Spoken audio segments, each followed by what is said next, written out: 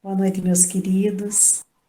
Boa noite, Sandro. Boa noite, Ju. Boa noite, Bruna. Boa noite a todos vocês que nos oportunizam estar nos vossos lares, nos vossos locais de trabalho, aonde estiverem, para juntos estudarmos, estarmos em contato com a doutrina espírita, com a doutrina dos espíritos, que vem, que nos acolhe, que nos esclarece e que nos chama também ao trabalho na seara do Cristo.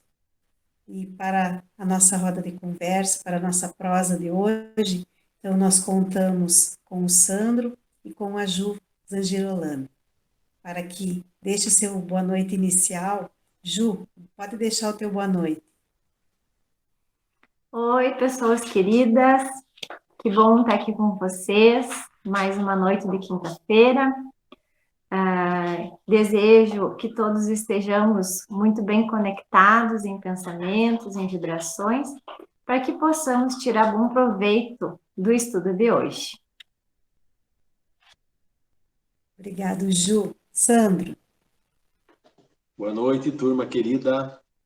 Que bom mais uma vez estarmos juntos, empenhados nesse trabalho de levar esclarecimento, levar consolo, e que esses objetivos, né, de esclarecimento e consolo possam realmente se efetivar, né, nos nossos corações e nos corações daqueles que nos ouvem. Tenhamos um bom trabalho, conduzido sempre pelo nosso mestre amado, Jesus. obrigado, Sandro. Obrigado, Ju. É com imensa alegria que nós iniciamos então mais uma noite de estudos, mais uma roda de conversa. Nós estamos dando sequência então ao capítulo 8 do Livro dos Espíritos. Nós estamos estudando sobre a emancipação da alma. E no estudo anterior nós vimos que o espírito ele jamais fica inativo e que durante o sono, então, afrouxam-se os laços que o prendem ao corpo, e não precisando, então, da sua presença, ele se lança no espaço e entra, dessa forma, em relação mais direta com os outros espíritos. E assim, os sonhos são efeito da emancipação da alma, que mais independente se torna pela suspensão da vida ativa e de relação. E na questão 413 desse capítulo 8, nós vamos ter o item Visitas Espíritas entre Pessoas Vivas. E na questão, então, 413, Kardec pergunta: do princípio da emancipação da alma durante o sono, parece resultar que temos duas existências simultâneas: a do corpo, que nos dá a vida de relação ostensiva, e a da alma, que nos dá a vida de relação oculta. Isto é exato? E a resposta dos benfeitores é essa. No estado de emancipação, a vida do corpo cede lugar à vida da alma. Mas, a bem dizer, não são duas existências. São, na verdade, duas fases da mesma existência, porque o homem não vive duplamente. E na 414, Kardec continua então. Duas pessoas que se conhecem podem visitar-se durante o sono? Sim, e muitas outras que julgam não se conhecerem reúnem-se e conversam. Podes ter, sem que o suspeites, amigos em outro país. O fato de irdes vos encontrar durante o sono com amigos, parentes, conhecidos e pessoas que vos podem ser úteis é tão frequente que quase todas as noites fazeis essas visitas. Ju, então, se nós temos, durante a emancipação da nossa alma, durante o sono, esta possibilidade, qual seria então a utilidade dessas visitas noturnas, já que nós não nos lembramos muitas vezes delas? nós não nos lembramos, mas quando a gente desperta do sono, todas essas experiências, então, que a gente viveu durante o sono, e as que têm utilidade, elas permanecem guardadas, então. E elas vão nos chegando na memória, de uma forma espontânea e no momento que for mais oportuno. Então, a gente acaba, pela intuição, né, temos essas ideias que foram adquiridas, então, nessas experiências vividas nos encontros durante o sono. Elas podem ser esquecidas, digamos assim, mas ficam lá guardadinhas. Todas aquelas que têm uma utilidade, então, assim, no momento mais oportuno, elas nos vêm como intuição.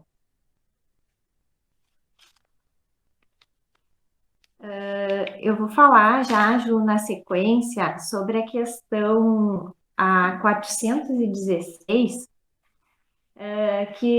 em que Kardec perguntou assim: pode o homem, pela sua vontade, provocar as visitas espíritas? Pode, por exemplo, dizer, quando está para dormir, quero essa noite encontrar-me em espírito com fulano. Quero falar-lhe para dizer isto. Então, ele quer saber se pode, então, o homem, por sua vontade, desejar que isso aconteça. E os espíritos, eles explicam que pelo fato de simplesmente querer, não significa que tal encontro possa acontecer. Que também depende muito da sintonia que existe, então, entre os espíritos.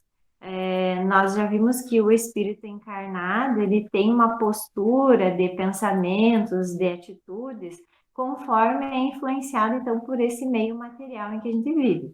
E quando nos tornamos parcialmente livres do corpo, que é o que acontece durante o sono, nós podemos pensar de uma forma diferente, perceber as coisas de uma forma diferente. Então, aquele encontro que, quando despertos, a gente desejava, pode ser que não aconteça, porque nosso espírito não percebe da mesma forma a necessidade ou a vontade. Então, algumas vezes depende muito da elevação do espírito. Se é viável e útil, então, que aquele encontro aconteça, ou como já foi dito antes, sobre a sintonia, né, que aproxima ou afasta, então, os espíritos e também outros motivos que podem levar a isso. Então, esses encontros, eles não dependem só da vontade, do querer que eles aconteçam.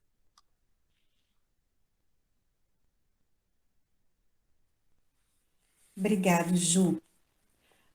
Sandro, dando sequência, então, na 417, Kardec vai perguntar: os espíritos encarnados podem reunir-se em certo número e assim formar assembleias? Essa questão 417 é muito parecida com a 414, né? Quando diz que nós podemos ir até a outros países, encontrar amigos que nem sabíamos que tínhamos, né?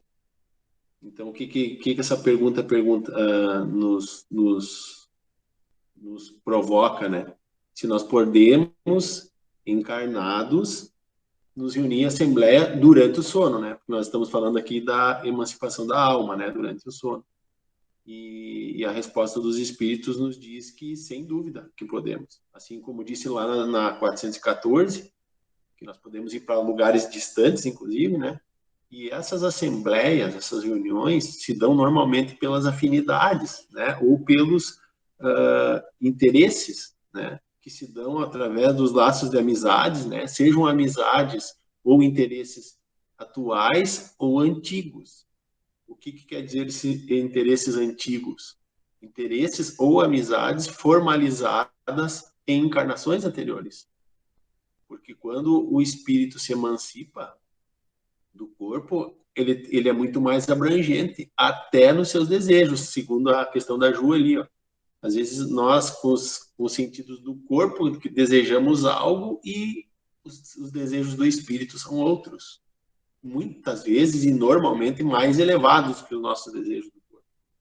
Então, são essas assembleias, com esses contatos às nossas amizades ou aos nossos interesses antigos, que justificam muitas vezes nós trazemos ao despertar intuições e certos conhecimentos que nós não sabemos de onde vem. É como se algo estivesse além dos nossos conhecimentos e das nossas possibilidades atuais. E vem aquela intuição muito forte. São resultado, muitas vezes, desses encontros feitos durante a emancipação com amigos ou atuais ou até de outras encarnações. E aí, na questão seguinte, na 418, já linkado com essa ideia de ir ter informações e reuniões, Kardec pergunta aos espíritos se uma pessoa que acredita que um de seus amigos esteja morto, né, se durante essa emancipação ele pode se encontrar em espírito com esse amigo e esse orientá-lo de que ele não está morto, que ele está vivo. Entenderam? Ou seja, eu julgo que eu tenho um amigo morto. Aí eu me desprendo, eu me emancipo durante o meu sono, tenho contato com o espírito desse amigo que me comunica que ele não está morto, que ele está vivo. Se isso pode acontecer. E aí a resposta diz que, como espírito, certamente, porque o espírito vai a lugares onde o corpo não chega. Né? Mas isso será revelado a ele se o fato deles saber que o amigo está morto, ou imaginar que o amigo esteja morto, não seja parte de uma prova que ele precisa passar ou cumprir na Terra. Se ele estiver liberado dessa prova, se esse conhecimento não for uma prova, ele, por óbvio, que consegue ter essa informação de que o amigo, então, estaria vivo. E ao contrário, da mesma forma. Né? Por essa emancipação, por esse encontro espiritual, pela emancipação da alma, pode-se ter o conhecimento de que algum amigo ou conhecido já tenha desencarnado também. Então, é uma via que oferece tanto a ida quanto a volta. E no Espiritismo, o legal é isso, né, gente? Que o que serve para um serve para outro. Né? Não sei se vocês já notaram, mas todas as explicações que o Espiritismo nos dá, elas não são seletivas ou condicionantes. Né? É isso que prova a justiça e a como é que eu vou dizer assim, o estado do raciocínio lógico que o Espiritismo nos apresenta. Né? Não deixa nada sem resposta. E a resposta em relação a essa questão é essa mesma que nós acabamos de apresentar, então. Obrigada, Sandra. Ju, um outro item desse mesmo capítulo, ele vai falar sobre a transmissão oculta do pensamento. Na questão 419, Kardec vai perguntar: por que a mesma ideia, a de uma descoberta, por exemplo, surge ao mesmo tempo em vários pontos? A explicação para isso, o Sandro já comentou antes, que tem relação com essa reunião de espíritos. Então, durante o sono, vários espíritos se comunicam, eles formam como se fossem assembleias, como tu falou antes, né, Sandro? Se reúnem, então, pelas mesmas ideias, em torno dos mesmos interesses, dos mesmos motivos que eles fizeram reunir, e ao despertar, então, o espírito traz essa lembrança do que ele aprendeu, da experiência que ele teve nessa reunião de ideias, digamos assim.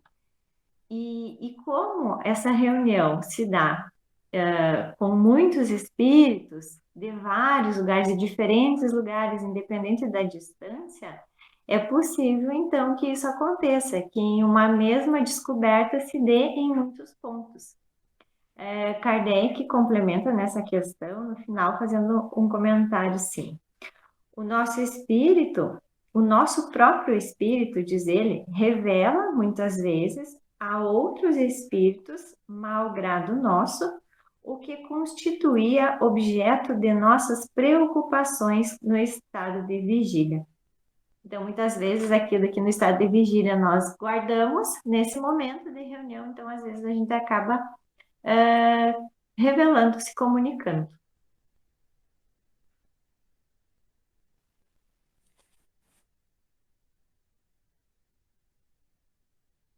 Obrigado, Ju. A seguinte, Kardec pergunta: os espíritos podem comunicar-se se o corpo estiver completamente acordado? Antes eu queria dar um pitaco ali na resposta da Ju. Quando a gente contribui nessas assembleias, né, Jus, nós estando numa condição de espírito, né, emancipado, nós já falamos outros encontros aqui, nós somos verdadeiros, né? Então, aquilo que nós contribuímos nessas assembleias são aquilo que nós realmente pensamos e sentimos. E não aquilo que nós usualmente fazemos aqui encarnados, que é muitas vezes mascarar aquilo que nós sentimos, né? Ou dar uma opinião que seria a que a Assembleia gostaria de ouvir. É por isso que as reuniões, as assembleias entre espíritos são muito mais produtivas, muito mais objetivas. E essa questão 419, ela é a que se refere basicamente ao período em que foi codificada a doutrina. Né? Os ensinamentos que foram compilados depois por Kardec estavam acontecendo exatamente isso, se disseminando no planeta inteiro na mesma época, com o mesmo enfoque, que foi o que alertou, então, aos curiosos da época, né, que então solicitaram a Kardec que fizesse a codificação de estudo e a validação, né, era basicamente o que estava acontecendo, era o que diz nessa questão 419 aí. Mas na 420, que é a que me diz respeito, né, pode os espíritos se comunicar, mesmo se o corpo estiver desperto? E a resposta dos espíritos é que sim, porque o espírito ele não está enclausurado dentro do corpo, como se fosse uma caixinha fechada, né?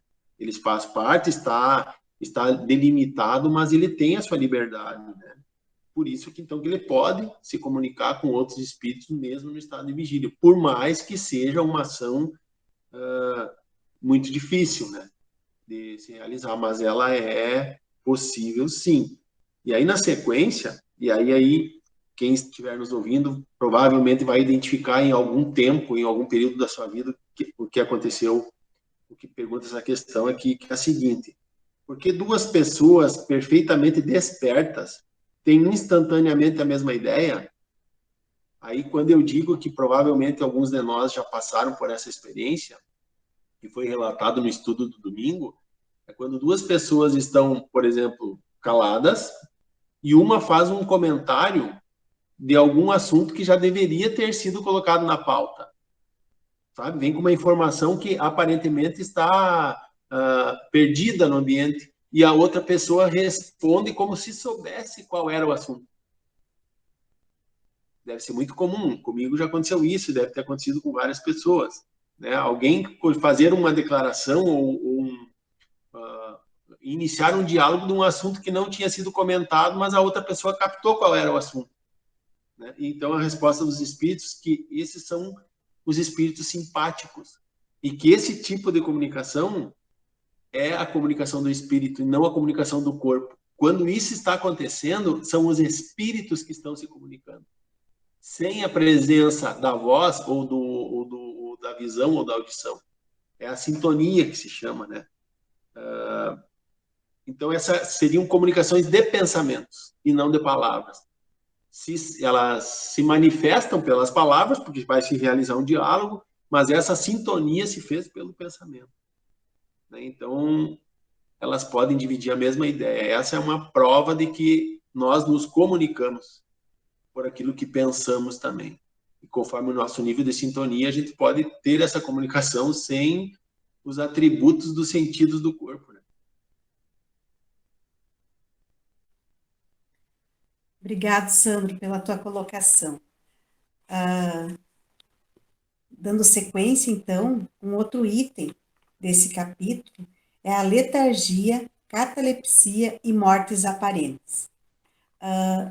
Antes de trazer as questões, eu dei uma pesquisada sobre, então, a catalepsia, que é uma condição, na grande maioria das vezes, transitória, na qual o paciente apresenta uma incapacidade total para mover os membros, a cabeça ou até falar.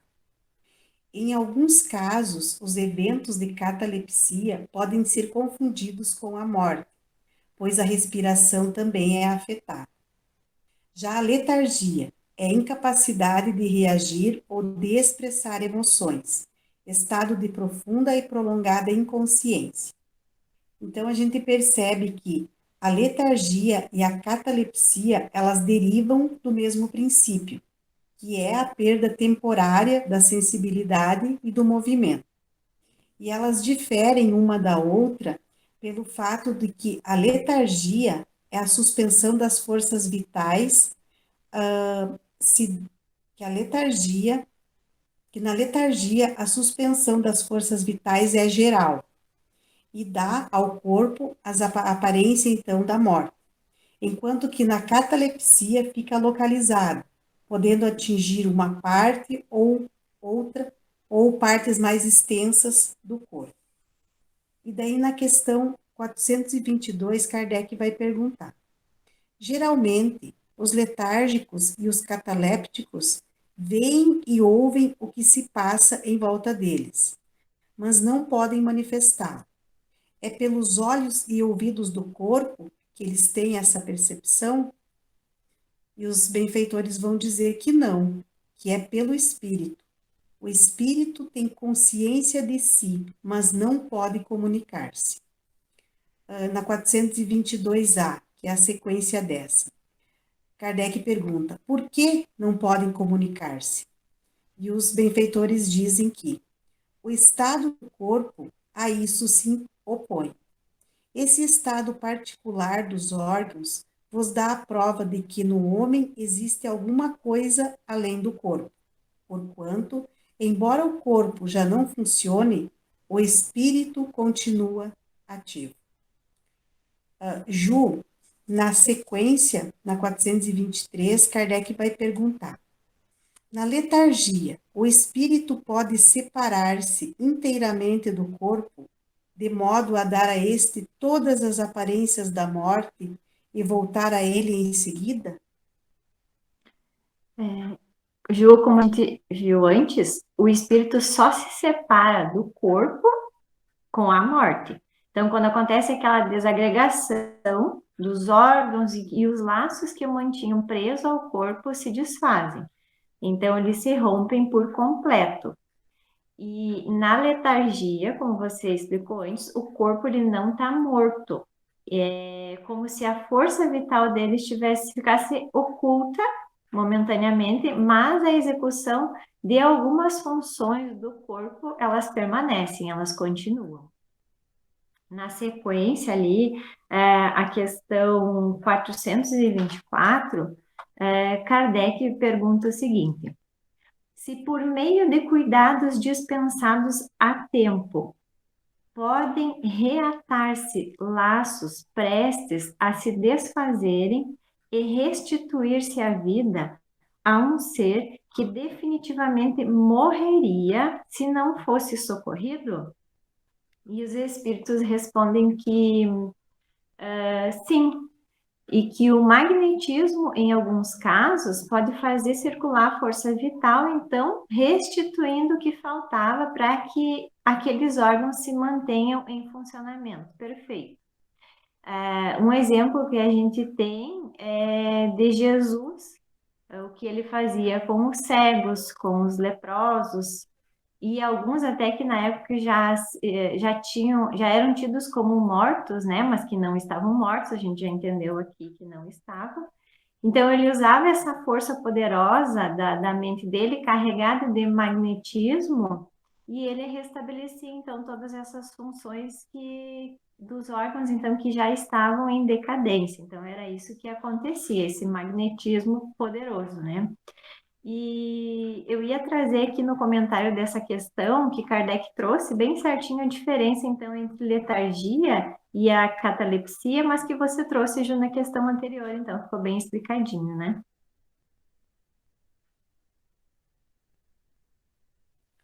Obrigado, Ju. E quando tu falou ali nesses eventos que no próprio Evangelho se esclarece, né? Então a gente tem a morte, né? Então, de Lázaro, que então era nesse estado letárgico, que está lá em João, capítulo 11, versículos 1 a 46. Nós temos também o fenômeno da filha de Jairo, que está em Marcos, capítulo 5, versículos 21 a 43. Também do filho da viúva de Naim, que está em Lucas, capítulo 7, versículos 11 a 17. E tem também a nossa conhecida, né, escritora, médium espírita Ivone Pereira, que ela também relata vários episódios desse tipo e estão no livro Recordações da Mediunidade. Então a Ivone também nos traz sobre esses fatos, né, que também aconteceram. Sandro, não sei se tu quer contribuir com alguma coisa nesse assunto ainda ou já podemos ir para o teu. Então, outro item que a gente vai tratar nesse estudo é o sonambulismo.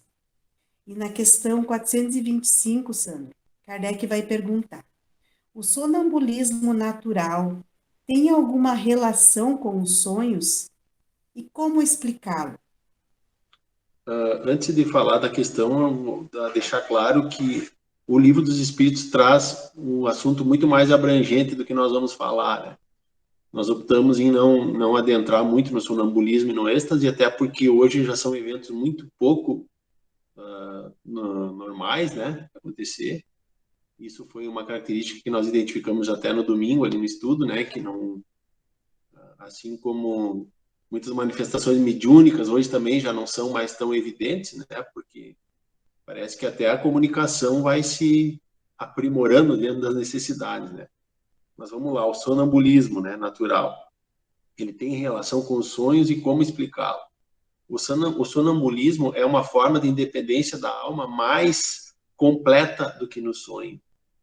No sonambulismo, o espírito adquire independência plena. Então, ele é ele mesmo, sem o efeito do corpo. É como se o corpo ficasse em estado cataléptico, como vocês já explicaram muito bem ali, né? Sem influência nenhuma do ambiente ou dos sentidos exteriores ao corpo.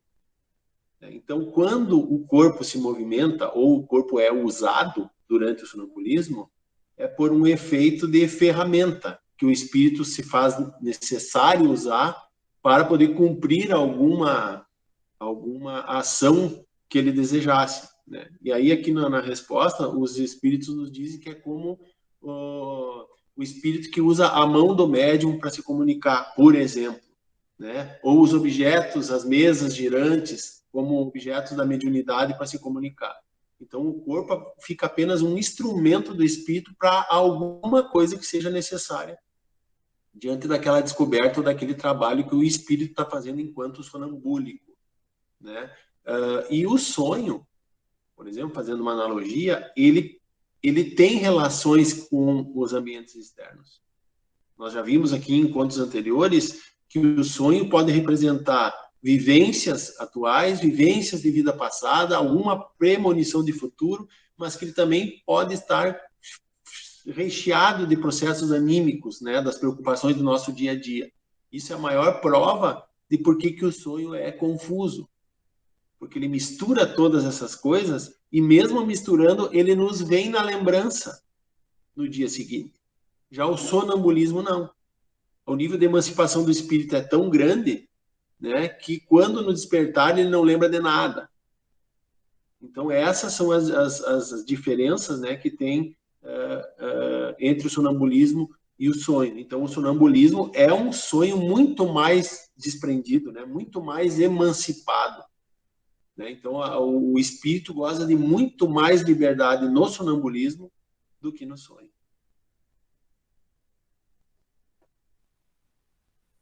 Obrigada, Sandro.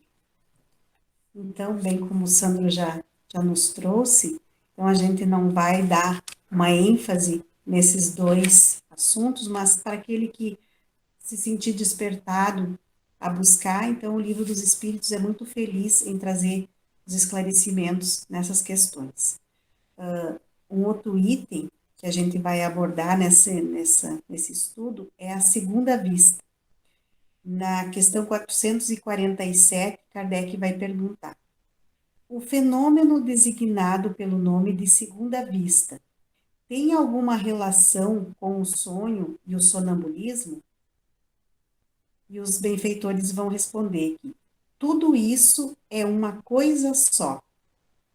No que chamais segunda vista, o espírito ainda está mais livre, embora o corpo não esteja adormecido.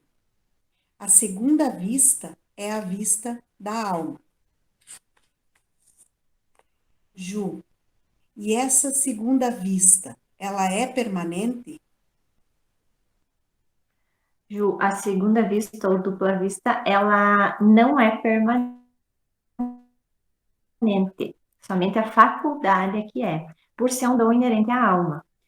Nos mundos menos materiais do que esse que nós habitamos, o desprendimento dos espíritos é mais fácil. E muitas vezes a comunicação entre eles se dá só pelo pensamento, não precisa da palavra falada. Porque a alma, então, se encontra mais espiritualizada. O que para nós, então, enquanto encarnados, nessa matéria ainda bastante grosseira, né, se torna possível ou mais favorável quando estamos no período, então, durante o sono. Porque, como já falamos antes, ocorre aquele desprendimento parcial, então, do espírito, e ele tem essa oportunidade, então, para que ele desenvolva ou utilize, então, dessa segunda vista. Ou, como você falou antes no final da questão, que é a vista da alma. Então, fica claro que na nossa condição é mais oportuno quando estamos dormindo, né? Pela questão ainda de sermos muito envolvidos pela matéria, estarmos muito materializados ainda. Obrigado, Ju. Sandro, as pessoas dotadas, então, da segunda vista, elas têm sempre consciência dessa faculdade? Lembrando que a segunda vista é você enxergar aquilo que não está no ambiente que você está, né?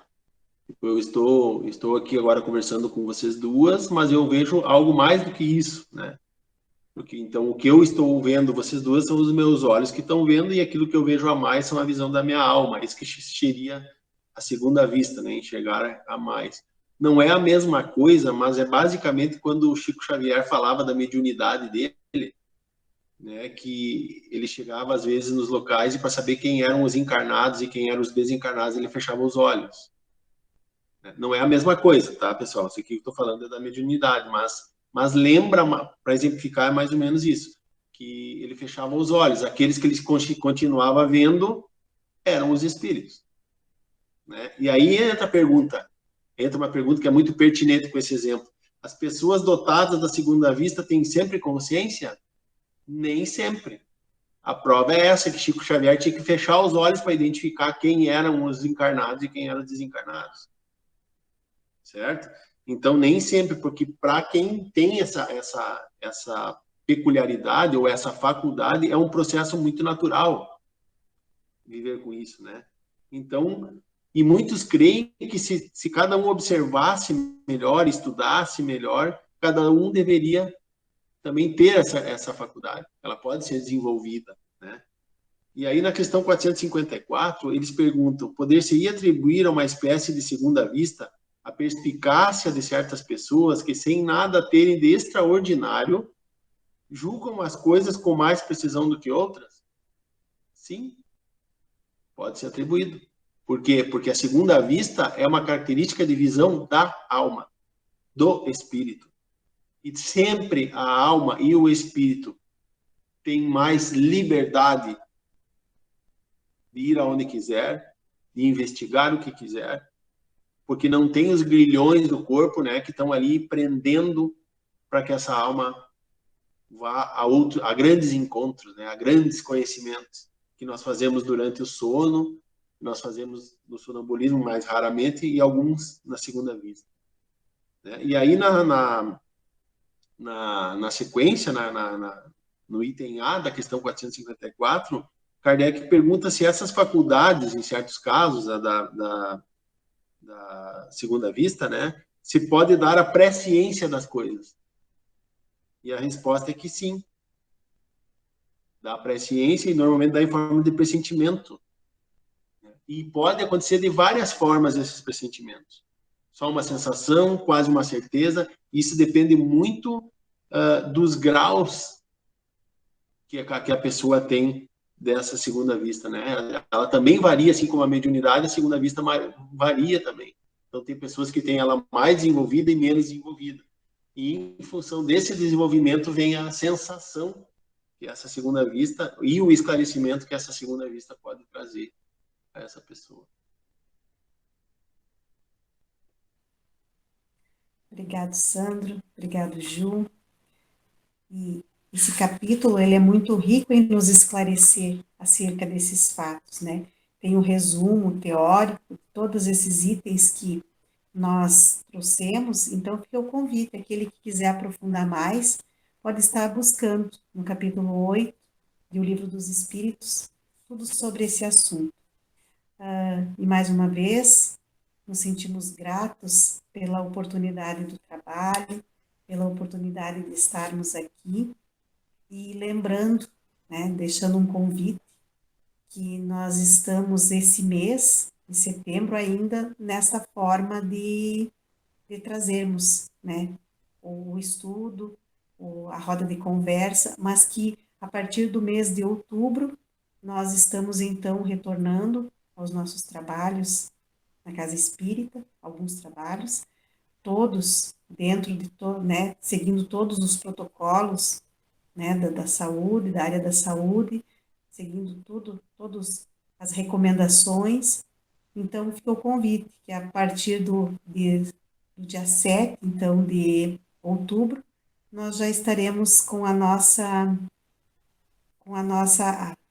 palestra, então, na Casa Espírita. E a partir do dia 13, então, nosso grupo de estudos também volta para lá, presencialmente na Casa Espírita. Mas ainda continuamos, né, esse mês ainda com esse trabalho, que é muito gratificante, que nos traz uma imensa alegria de estarmos entre irmãos, nos aproximando mais da doutrina, dos conhecimentos e do Evangelho de Jesus. Então, já deixando então o nosso boa noite, eu peço que o Sandro possa deixar o seu boa noite final, Sandro. Então, a Ju, você falou do resumo, né? Realmente, quem se interessou pelo assunto, o resumo, que é o final desse item do capítulo, ele é mais claro do que a leitura das questões. Ele é bem conciso e eu acho que ele é bem feliz naquele resumo ali. Então, a sugestão é que leiam o resumo, que pode trazer mais esclarecimentos. E eu confesso que já começamos um processo de despedida, né, que a Ju já falou aí, e isso traz uma certa tristeza no coração da gente, porque esse é um trabalho diferente, foi um trabalho que no início abrangeu muito mais pessoas, agora no fim um pouco menos, né, que a gente acompanha as visualizações, enfim, né, mas se tivesse mudado a vida de uma pessoa durante todos esses encontros já teria sido válido. Assim como se nós viemos para uma encarnação para atender alguns vícios e conseguimos atender um, pelo menos, a encarnação já foi válida. E eu acredito que esse trabalho foi muito válido. Né? Então fica aqui um clima já de início de despedida, porque nós teremos apenas mais 2 encontros de roda de conversa, né? Nessa condição. Nós teremos a possibilidade, então, de nos reencontrarmos no encontro presencial, que é muito produtivo também, mas com certeza são coisas diferentes. Né? E eu acredito que esse trabalho que vai deixar uma saudade, vai deixar uma lembrança bonita no nosso pensamento, na nossa história, nos nossos corações. E aqueles que fizeram parte disso tudo desde lá do início, acredito que estamos todos privilegiados por essa condição. Então, que nós possamos seguir no trabalho de evangelização, de conhecimento, de consolo, de harmonização entre as nossas vidas, né? E que Jesus seja sempre o nosso leme. Então, um abraço fraterno em cada um beijo no coração de todos e até o próximo encontro. Obrigado, Sandro. Ju, Não há dúvidas de que qualquer forma de trabalho ela é benéfica, né? Seja online, seja presencial. Então a gente já está com essa sensação de despedida, de saudade, mas ao mesmo tempo o nosso coração está cheio de alegria por poder estar voltando às atividades presenciais da Casa Espírita. Então eu quero agradecer muito a companhia de vocês, nesse estudo de hoje, nessa conversa de hoje. Tem muito material para ser estudado, para ser buscado sobre esse tema, mas que possamos continuar sempre nos esforçando no bem, que possamos seguir nesse trabalho, nos unindo, nos amparando, nos auxiliando, tendo a certeza de que sempre, onde estivermos, estaremos com a presença, com a companhia do nosso amigo e amado Jesus. Um abraço cheio de carinho em cada um de vocês e até a próxima. obrigado, Ju. Obrigado, Sandro. Obrigado, Bruna. Obrigado a cada um de vocês que esteve conosco. Que possamos seguir amparados pelo amor e pela paz de Jesus.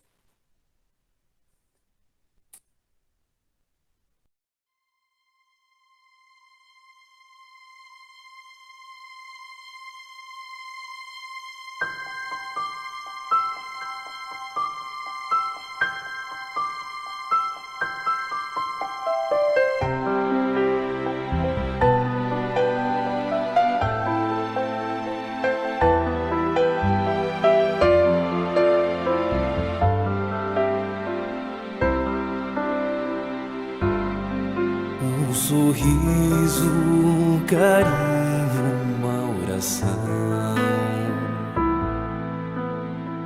Gotas de luz rompendo a escuridão. Sementes da paz germinando em cada coração. Com paciência e ação.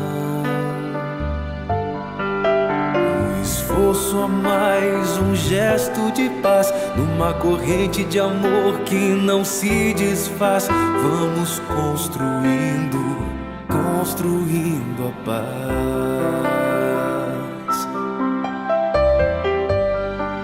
Com coragem pra mudar, humildade pra espalhar a palavra de Jesus.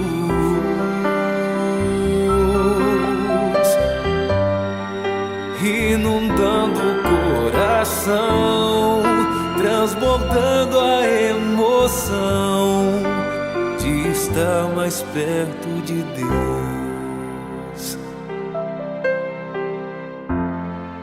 Com coragem vamos alcançar a paz, construindo a paz, a paz, construindo a paz.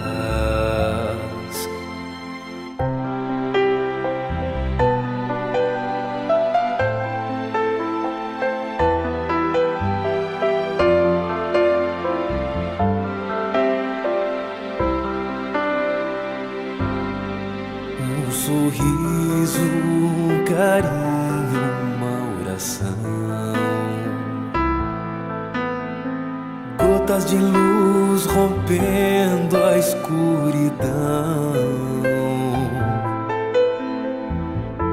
Sementes da paz germinando em cada coração. Com paciência e ação. Esforço a mais um gesto de paz, numa corrente de amor que não se desfaz. Vamos construindo, construindo a paz.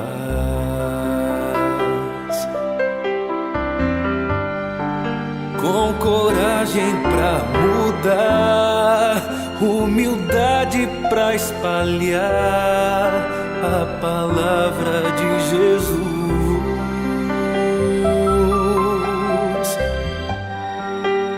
inundando o coração, transbordando a emoção de estar mais perto de Deus. Com coragem vamos alcançar a paz.